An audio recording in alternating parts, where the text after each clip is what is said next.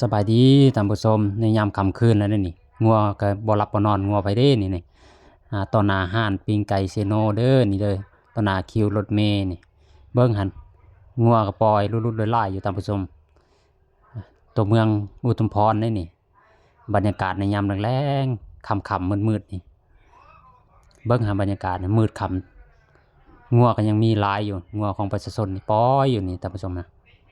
บ่ยันรถยันล่างงัวไว้บ่มัดบ่ผูกนี่นี่งัวนี่หลายแท้หลายวานี่ท่านผู้ชมเลี้ยวไปทางใดก็มีแต่งัวนี่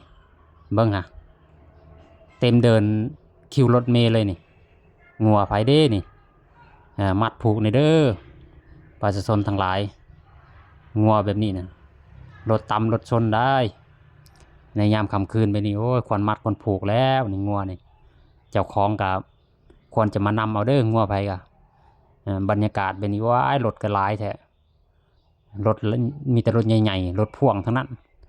งัวพวกเพิ่นไปแล่นยางอยู่นี่บรรยากาศในยามค่ำคืนท่านผู้ชมอยู่เมืองอุทุมพรนี่เส้นทางเลขเก้าเด้อนี่เด้อท่านผู้ชมเด้อนี่ถ่ายให้เบิ่งนี่ท่านผู้ชมห้านขายเครื่องก็ปิดแล้วนี่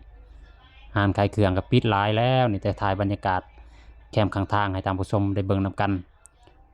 ว่าบรรยากาศในยามค่ำคืนมันเป็นใดห้านค้าห้านขายอยู่เมืองอุทุมพรนี่เห็นบ่ท่านผู้ชมเบิ่งเด้อนี่บรรยากาศแสงสว่างก็หลายอยู่ได้เลี้ยวไปทางใดกันอันนี้คือตัวเมืองของเซโนท่านผู้ชมถ้าว่าผู้ใดเคยมาเซโนก็ทรงสิรู้จักนี่เนาะเมืองอุทุมพรคือเมืองเซโนท่านผู้ชมต่อไปนี่ก็นั่นได้เฮานี่มุ่งหน้าพุ่นแหละมุ่งหน้าสู่เมืองดงเห็นอะไรพุ่นแหละไปต่อหน้าพุ่นแหละก็เลยถ่ายบรรยากาศในยามค่ำคืนนี่ท่านผู้ชมหาชมได้ยากเลยนะท่านผู้ชมบางคนก็บ่เคยมาจากเถื่อก็มีได้ในยามค่ำคืนนี่แบบนี้ตามเส้นทางเลขเก้านี่นะก็เลยมีโอกาสดีก็เลยถ่ายให้ท่านผู้ชมได้เบิ่งนำกันนี่เส้นทางเลขเก้าในยามค่ำคืนนี่ว่าเป็นอะไรก็รับชมเบิ่งท่านผู้ชมเฮือนซานบ้านแป้นห้านค้าห้านขายแคมป์ข้างทางให้ท่านผู้ชมได้รับชมนำกันบรรยากาศเป็นนี้โอ้ยท่านผู้ชมถ้าว่าผู้ใดไปเฮ็ดเวียกอยู่บนอื่นบนไกลกันเนาะก็มาเบิ่งนำกันว่าบรรยากาศนี่ในยามค่ำคืนนี่รถพ่วงก็หลายท่านผู้ชมเขาแก่เครื่องแต่พังไทยพุ่นล่ะนี่ส่งสิไปส่งอยู่ลาวบาวท่านผู้ชมรถนี่หลายได้รถยามกลางคืนนี่รถพ่วงชวนไปชวนมาตลอดอยู่นี่บรรยากาศแคมป์ข้างทางก็มืดแน่ท่านผู้ชมมืดแน่สว่างแน่บ่ได้มีร้านค้าร้านขายก็สว่างอันนี้มืดอันนี้ห้องเลยเก่าเด้อท่านผู้ชมเด้ออิสโนอันนี้นี่ร้านค้านี่ก็แจ้งได้นี่ว่านี่ร้านค้านี่แจ้งรถมีไฟมีแสงสว่างถ้าบ่ได้มืดๆคือเป็นดินเปล่าว่างจังไรหรือว่าเฮือนคนเขารับเขานอนแล้วก็อาจมืดเฮาก็ให้เบิ่งในท่านผู้ชมบรรยากาศสายทางแบบนี้นะ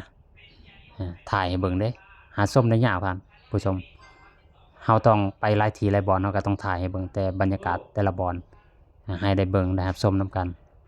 บรรยากาศเป็นนี้นะให้เบิ่งนำกันในเส้นทาง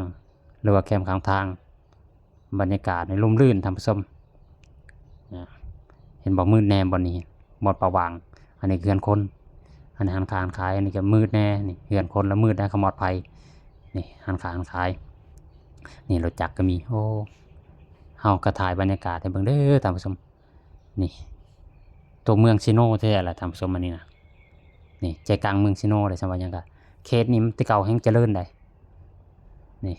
เฮือนซานบ้านแปนเพราะว่ามันเป็นเขตตลาดกันนั่นเด้ท่านผู้ชมเป็นเขตตลาดเก่านะแบบว่าตลาดแต่ก่อนมันเจริญเขตนี้เพราะว่าเศรษฐกิจดีเด้เข้าไปมาเขาก็ต้องผ่านอยู่นี่ก่อนนี่อันนี้คือบอนว่าบริเวณตลาดเก่าของซิโนแหละใจกลางเมืองก็ว่าได้นี่บริเวณนี้นะร้านค้าร้านขายก็ยังอุดมสมบูรณ์อยู่นะท่านผู้ชมยังมีร้านค้าร้านขายใหญ่อยู่ในบริเวณนี้นะเพราะว่ามันเคยเจริญรุ่งเรืองเป็นชุมชนใหญ่ท่านผู้ชมแต่เมื่อก่อนเป็นชุมชนใหญ่เมื่อปัจจุบันนี่ก็เป็นชุมชนใหญ่คือเก่าหั่นแหละแต่ห้างขายของร้านเครื่องหรือว่าตลาดเขาก็ยับออกไปทางสามแยกพุ่นท่านผู้ชมแต่ณปัจจุบันนี้บ่อนนี้ก็ยังเป็นเป็นชุมชนใหญ่เช่นเดียวกันนั่นแหละเพราะว่ามันเคย มีคน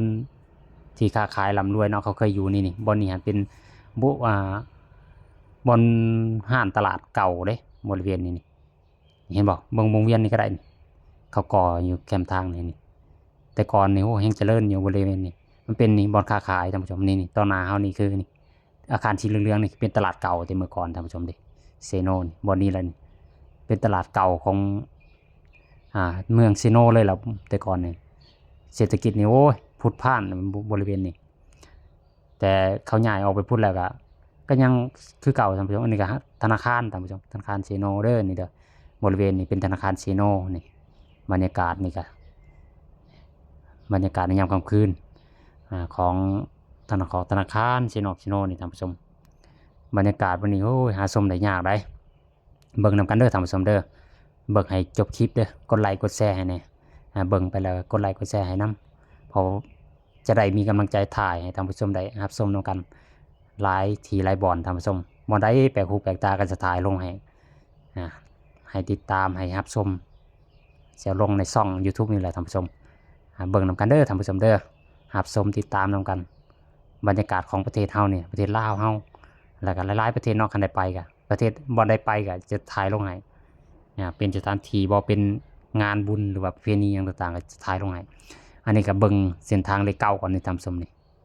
อันนี้เป็นค่ายทหารท่านผู้ชมนี่ค่ายทหารได้นี่เป็นค่ายทหารเด้อค่ายทหารซิโนนั่นท่านผู้ชมอันนี้แหละค่ายทหารซิโนอันนี้คือฮอดใจฮอดห้องมอนแล้วก็ห้องหมอกลุ่มนี่ท่านผู้ชมมืดแน่อันนี้มันเป็นบอกว่างเป็นดินไหดินนาได้นี่ตัวนี้ตัวมืดๆนี่เป็นดินไหดินนามันว่างเป็นช่องว่างก็เฮือนคนนี่ท่านผู้ชมก็เลยบางบ่อนบางจุดมันก็ยังมืดอยู่แต่มีร้านค้าขายมันก็สว่างท่านผู้ชม